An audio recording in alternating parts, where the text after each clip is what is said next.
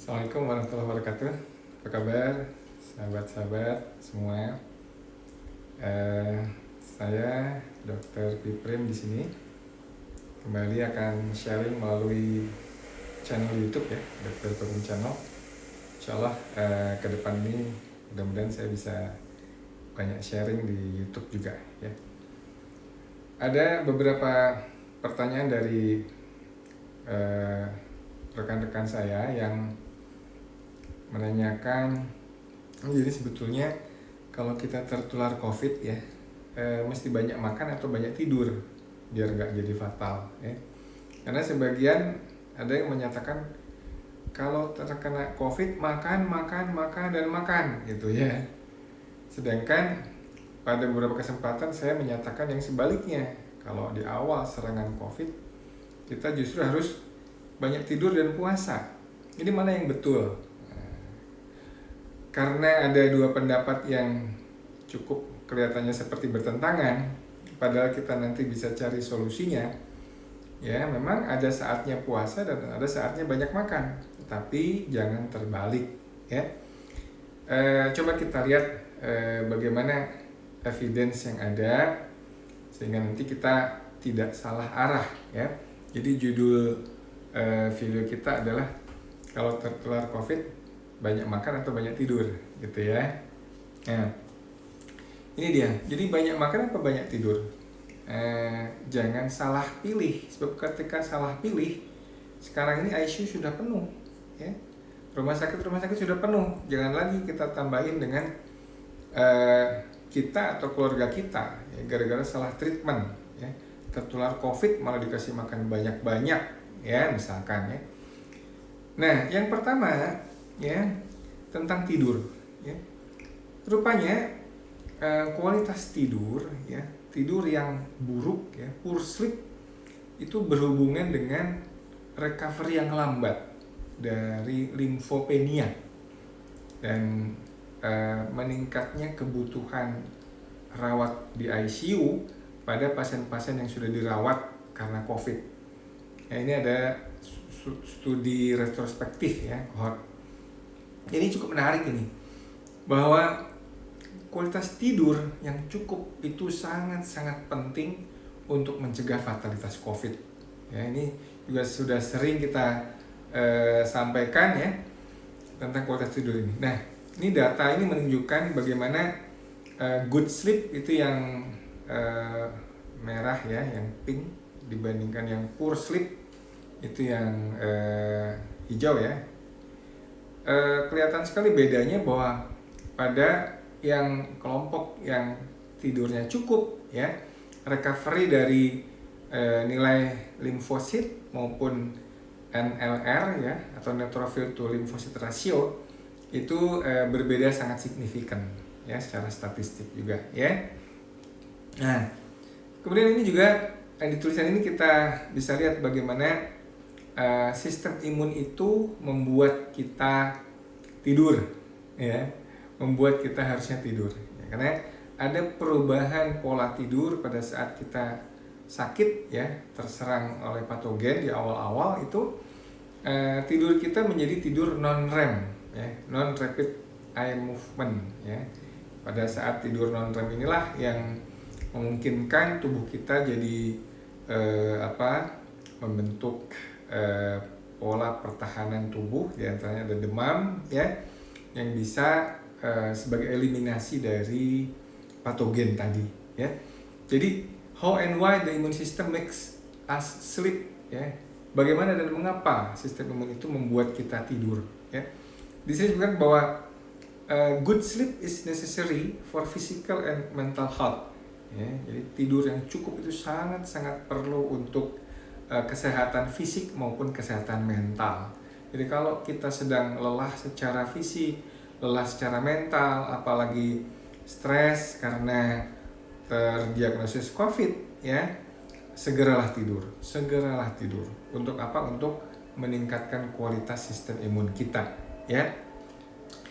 Nah, di jurnal ini juga disebutkan menurunnya kualitas tidur ya pada pekan-pekan sebelum terdiagnosis COVID ini berhubungan dengan beratnya gejala COVID.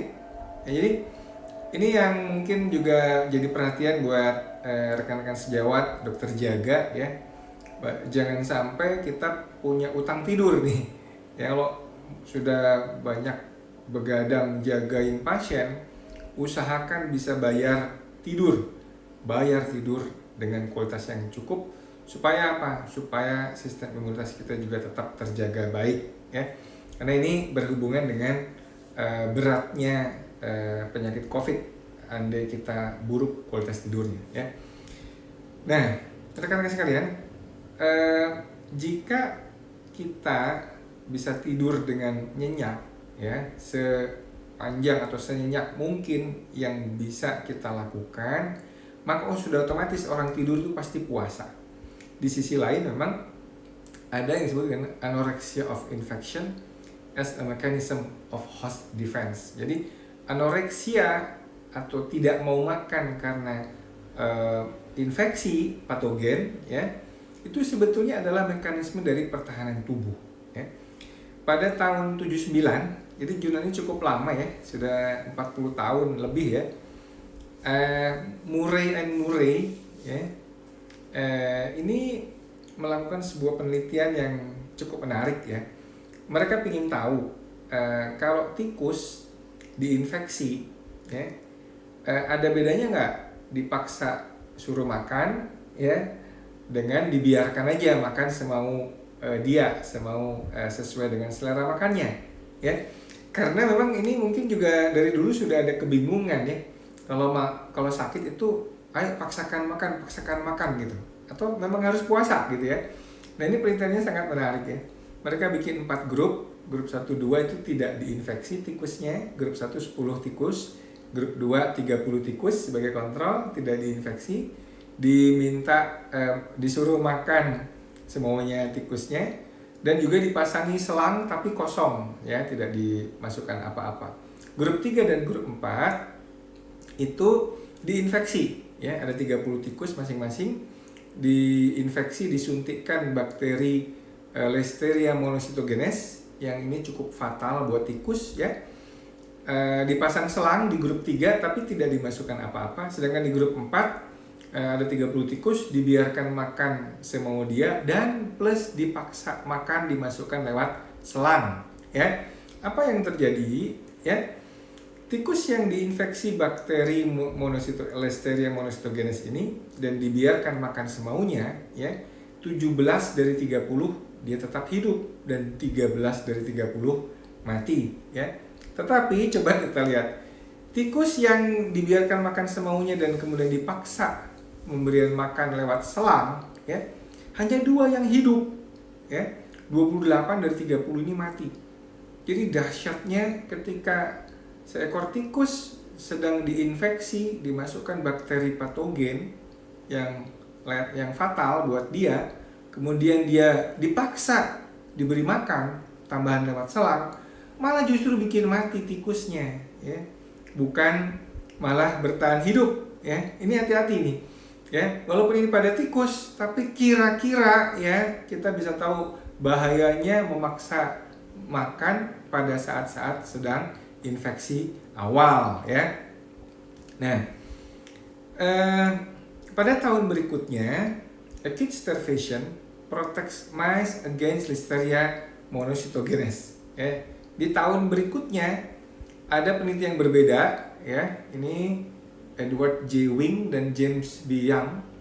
Ini bikin penelitian beda lagi nih ya. Mereka bikin kelompok tikus yang dipuasakan 1 hari ya, 24 jam, 48 dan 72 jam, serta kontrolnya yang tidak puasa, dan kemudian disuntikkan dengan bakteri yang sama, Listeria monocytogenes, dengan dosis 2 kali 100.000, jadi 200.000 bakteri ya. Kemudian apa yang terjadi? Ini kelompok kontrol yang tidak puasa disuntik ya 2 kali 100.000 ya. Ini yang kelompok puasa 24, 48 dan 72 jam, ini 30 tikus ya. Nah, kontrol tikus yang tidak puasa kemudian disuntik bakteri 200.000 bakteri. Apa yang terjadi? 19 dari 20 tikus mati ya. Hanya 1 dari 20 tikus yang masih hidup.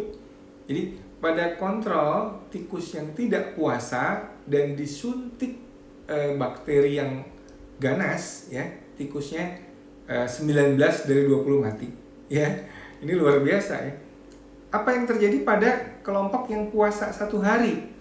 Nah, yang puasa 1 hari hanya 5 yang mati, ya. Kalau tadi 19 dari 20, ini hanya 5 dari 20 yang mati. Ada 15 per 20 yang hidup, ya. Tapi kalau puasanya dipanjangkan sedikit, ya, 48 dan 72 jam, ternyata hanya 1 tikus yang mati. Nah, rekan-rekan sekalian, dari penelitian ini, walaupun penelitian sudah 40 tahun, ya, ini bedanya bagaikan siang dan malam, ya, antara kelompok tikus yang diberi makan. Kalau tadi penelitian sebelumnya dipaksa makan, ya. Nah, pada penelitian ini dibedakan antara yang dibiarkan makan, tidak dipuasakan, kemudian diinjeksi bakteri yang ganas, ya. Ini ternyata yang puasanya 2 hari sampai 3 hari, yang bertahan hidup 19 dari 20, ya. Ini luar biasa. Dan di jurnal itu juga disebutkan bahwa mekanisme yang terjadi adalah mekanisme non-spesifik, ya, non-spesifik. Artinya ini tidak bisa ditransfer ke tikus lain kekebalannya, karena ternyata memang nanti di kemudian hari, ini kan tahun 80, ya, di kemudian hari baru diketahui bahwa mekanisme otofagi lah yang membuat tikus ini daya tahannya meningkat demikian rupa, ya. Jadi kita lihat di sini bahwa pada kondisi infeksi, ya, awal infeksi apapun sebenarnya termasuk infeksi COVID, ya, terjadi perubahan tingkah laku maupun perubahan fisiologis pada orang yang terjangkit penyakit tadi, ya. Perubahan tingkah laku seperti misalkan mengantuk, ya, nggak aktif, malas, ya, malas makan, ya, kemudian juga demam, gereges dan sebagainya. Itu sebetulnya adalah respons imun, stimulasi imun, juga untuk konservasi energi, yang tujuan utamanya adalah untuk menghambat dan mengeliminasi patogen, ya. Nah, proses tidak mau makan atau anoreksia itu sebenarnya prosesnya kompleks, ya. Ketika ada produk-produk mikroba, ya, virus, bakteri ataupun yang lainnya masuk ke dalam tubuh dan merangsang dikeluarkan sitokin oleh tubuh kita. Sitokin itu akan merangsang diantaranya adalah jalur dikeluarkan leptin oleh sel-sel adipus atau sel-sel lemak kita. Leptin ini adalah hormon kenyang, sehingga orang yang sakit itu merasa kenyang, dia tidak ada rasa laparnya. Nah, saat itulah sebetulnya memang terjadi anoreksia. Nah, anoreksia ini harus diikuti, ya, agar, ya, pertahanan tubuh kita maksimal terhadap patogen. Ya, jadi salah kalau ada pendapat ketika orang tidak mau makan dipaksa makan. Tadi kan sudah ada penelitian seperti tikus tadi, dipaksa makan di awal-awal penyakit malah justru tikusnya banyak yang mati, ya. Nah, kalau seseorang atau, ya, tikus atau kucing, ya, pada saat awal penyakit itu kemudian dia puasa, tidak makan dan tidur, ya, dia akan masuk ke kondisi katabolik. Kondisi katabolik ini sangat perlu untuk mencegah collateral damage, ya, di jaringan-jaringan sekitar, ya, ketika innate immunity-nya itu sedang aktif, ya. Kita lihat nih, di tengah-tengah itu ada anabolik, ya, anabolik yang merupakan kebutuhan dari sel-sel imun, ya. Sel imun itu tetap harus anabolik. Sel-sel yang lainnya katabolik, ya. Liver dia memproduksi glukosa lewat proses gluconeogenesis, kemudian otot-otot juga memproduksi asam amino yang dibutuhkan untuk perlawanan tubuh kita, ya. Kemudian adiposit atau sel lemak juga mengeluarkan free fatty acid untuk energinya, ya. Ini untuk menunjang sistem imun kita. Sedangkan sel-sel yang lain itu dalam kondisi katabolik kemudian terjadi proses autofagi. Autofagi itu apa, ya? Nah, autofagi itu sebetulnya adalah sudah lama dikenal, ya. Autofagi itu, auto itu sendiri, fagi itu makan. Jadi makan diri sendiri, ya. Nah, Profesor Yoshinori Ohsumi itu tahun 2016 mendapat hadiah Nobel karena menemukan mekanisme yang lebih detail tentang autofagi, ya. Itu proses yang kemudian dipublikasikan, ya. Prosesnya kira-kira seperti ini. Jadi kalau ada kondisi-kondisi yang dipicu oleh misalkan ada stres endoplasmic reticulum ya, satu organ unsur dalam sel itu ketika dia stres, baik stresnya karena kurang ATP, kemasukan virus, kemasukan patogen yang lain, atau dia olahraga ya, itu akan merangsang terjadi autofagi. Yang paling kuat sinyalnya adalah ketika kurangnya ATP ya, kurangnya ATP dalam hal ini adalah ketika tubuh ya, atau sel itu sedang dipuasakan ya, tidak ada masukan apa-apa. Pada saat tidak ada masukan apa-apa, disitulah autofagi akan diaktifkan. Autofagi ini sebetulnya harusnya merupakan mekanisme rutin ya. Kalau orang udah biasa puasa ya autofaginya sudah jalan dengan otomatis ya. Tapi orang jarang puasa, autofaginya juga jarang. Nah, ini akan terjadi pembentukan vesikel atau gelembung yang menelan ya unsur-unsur yang tidak berguna ya, baik protein-protein salah cetak ya, yang bisa bikin Alzheimer kalau di otak ya, atau sel-sel tua yang kalau dia tidak dilakukan autofagi dia bisa genit jadi sel kanker ya, atau sel autoimun dan yang lain-lain ya. Kemudian sel-sel pecahan-pecahan ini akan dicampur dengan lisosom yang sangat asam ya, melalui docking dan fusion ya. Kemudian terjadi autolisosom yang akan menghancurkan, degradasi, dan kemudian terjadi recycle. Jadi remahan-remahan unsur-unsur sampah ini akan dilakukan recycle dan diambil untuk dijadikan bahan bakar kembali atau jadi sintesis protein kembali. Jadi kata Prof. Osumi, beliau mengatakan satu statement yang sangat menarik ya. Hidup itu sebetulnya ada kondisi keseimbangan antara sintesis dan degradasi protein ya. Jadi hidup itu harus seimbang antara pembentukan protein dan penghancuran protein ya. Pembentukan atau pembangunan protein dan penghancuran atau perusakan protein ya. Protein-protein yang tua dirusakkan, protein yang salah cetak dirusak, sampah-sampah itu dirusak, dihancurkan, direcycle untuk kemudian membentuk protein baru atau sel-sel baru yang lebih segar, yang lebih muda ya. Intinya sebetulnya itu menurut Prof. Osumi ya. Jadi autofagi, a free meal in sickness associated anorexia. Jadi ketika makhluk hidup ya, mau tikus dia, mau kucing, mau kuda, mau sapi, mau orang ya, ketika sakit pasti akan kehilangan nafsu makan yang disebut dengan SAA atau SAA, sickness associated anorexia. Di sinilah sebetulnya mekanisme untuk memperkuat autofagi. Jadi autofagi itu sebetulnya ketika tubuh atau sel itu kemasukan virus atau kemasukan bakteri, dia juga sudah terangsang pembentukan autofaginya. Tetapi dengan dipuasakan, sinyal autofagi ini semakin kuat untuk kemudian dia mendegradasi atau menghancurkan sel-sel yang tidak berguna di dalam tubuh ya. Jadi disebutkan juga sebagai Mother Nature's idea of immunonutrition ya. Jadi ada unsur pembentukan imunitas ya dari anoreksia ini ya.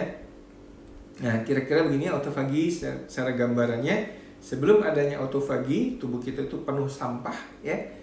Tapi ketika terjadi autofagi ya, dipuasakan yang cukup ya, maka terjadi housekeeping, pembersihan sampah-sampah tadi, dan kemudian juga selain bersih kembali sel-sel tubuh kita, juga tubuh kita mendapatkan recycle, mendapatkan asupan nutrisi kembali dari penghancuran remah-remah tadi ya. Autofagi ini walaupun bagus fungsinya, tapi juga tidak boleh terlalu berlebihan ya. Kalau autofagi berkepanjangan, puasanya terlalu berkepanjangan, asupan nutrisinya kurang, ini juga akan menimbulkan masalah baru. Jadi autofagi harus dilakukan sesuai kadarnya ya. Nah, ini kita lihat di slide ini bahwa autofagi selain housekeeping juga sebagai immune response. Ada yang menyebutkan imunofagi ya. Autofagi itu kita lihat di sini bahwa ketika virus itu sudah dihancurkan ya, ini dihancurkan ya, maka serpihan-serpihan virus itu akan mempengaruhi terbentuknya epitop MHC kelas 2 di antigen presenting cell ya. Jadi APC di sini berupa makrofag atau sel dendrit ya yang sudah merepresentasikan MHC kelas 2, dia akan mengaktifkan CD4. CD4 ini jenderalnya pasukan khusus limfosit yang akan mengaktifkan sistem adaptive immunity ya yang sangat diperlukan untuk eliminasi virus yang masuk ya, bikin antibody atau dihancurkan lewat CD8 ya, sel sitotoksik ya. Ini akan diaktifkan sejak awal. Jadi kalau autofaginya jalan, sel imunitas kita itu aktif sejak awal, limfositnya dibentuk banyak.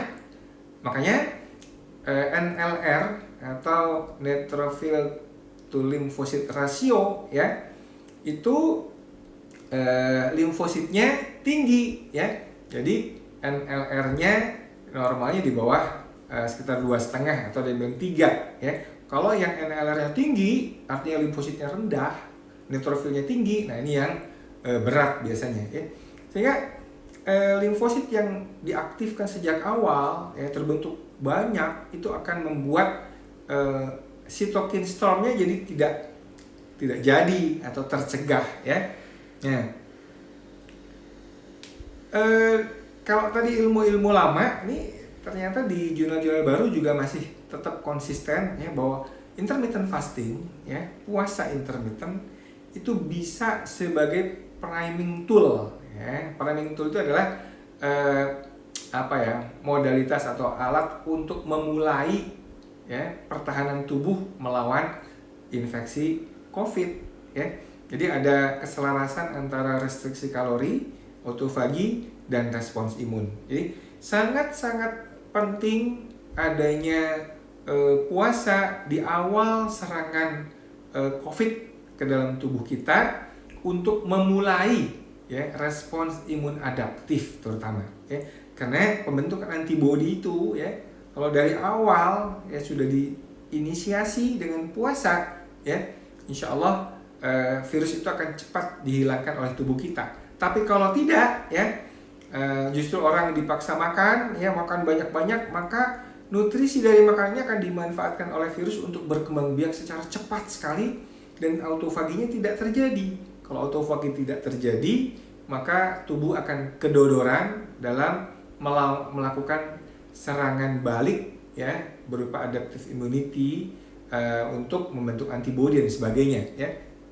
Jadi ini di jurnal ini dijelaskan mekanismenya, nanti bisa juga dilihat sendiri jurnalnya ya, bahwa fasting itu ya akan menurunkan mTORC ya, kemudian juga mengaktifkan protein kompleks AMPK ya. AMPK inilah yang kemudian mengaktifkan jalur autofagi dengan kuat sekali ya ketika mTORC-nya tidak ada.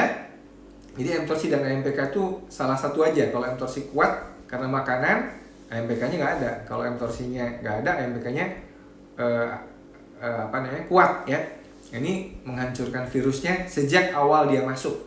Ini adalah mekanisme pertahanan non spesifik yang sangat luar biasa sebetulnya, yang bisa diperoleh dengan puasa ya dan tidur tentu saja. Jadi fasting, immune response ya, ada antigen presentation yang tadi sudah dijelaskan, APC ya, berdasarkan epitop MHC kelas 2 dia bisa mengaktifkan CD4, dan yang MHC kelas 1 dia mengaktifkan CD8 ya.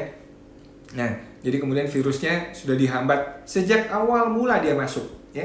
Ketika kita melakukan puasa dan tidur istirahat, maka virus itu nggak sempat replikasi terlalu jauh ya, nggak sempat dia bikin cytokine storm, dan sudah dihancurkan di awal-awal ya. Beda dengan ketika pada orang-orang diabetes atau orang yang malah banyak makan ya.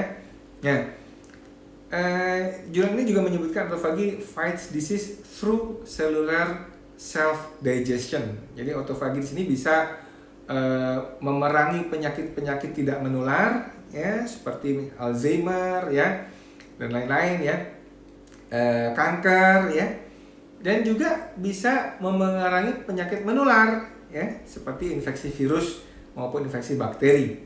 Jadi melalui mekanisme otofagi yang kuat ya. Nah, ini jurnal terakhir saya kira, Digesting the Crisis, Autophagy and Coronaviruses. Jadi bagaimana kita bisa mencerna atau melumatkan krisis ya melalui mekanisme otofagi. Ini juga ada penulis yang sudah melakukan review ya, bahwa ternyata memang salah satu upaya ya, ketika kasus coronavirus itu sudah mencapai 1 juta lebih ya, positivity rate-nya lebih dari 30% ya, artinya dari 3 orang yang diperiksa itu 1 positif ya. Jadi kita itu sangat mungkin tertular coronavirus sekarang ini ya. Jadi walaupun kita tetap harus melakukan 3M atau bahkan 5M ya, tapi yang paling juga penting adalah bagaimana mencegah supaya kita kalau kena COVID jangan KO, jangan salah strategi menghadapi virus yang luar biasa ini cerdiknya dalam membajak tubuh kita. Jadi virus ini punya kemampuan menghambat autofagi. Kita lihat di sini ya. Dia ingin menghambat autofagi. Ini ada beberapa penelitian yang membuktikan secara in vitro bahwa virus SARS-CoV ini menghambat autofagi dari berbagai levelnya ya. Dan memang autofagi sendiri selain berfungsi untuk housekeeping ya, untuk housekeeping juga untuk imunofagi, untuk memperkuat imunitas dari hostnya. Jadi saya kira mungkin sudah terjawab pertanyaannya ketika kita kembali. Jadi apa nih kalau tertular COVID? Banyak makan atau banyak tidur, ya kan? Jadi mungkin rekan-rekan sekalian, saya ulangi kembali di video ini bahwa ketika kita dinyatakan positif COVID, ya terimalah itu sebagai takdir, ya. Yang ikhtiar kita yang paling utama adalah pertama berdoa, pasrah diri kepada Allah, nggak usah stres, ya. Kalau belum waktunya ajal, kita insya Allah nggak akan ajal. Tapi yang paling penting adalah segera tidur, segera istirahat, bukan update Facebook, bukan update medsos, dan kemudian nggak tidur-tidur, ya. Sibuk sekali update, saya positif begini, begitu. Segera tidur, puasa, tidur dan puasa, ya.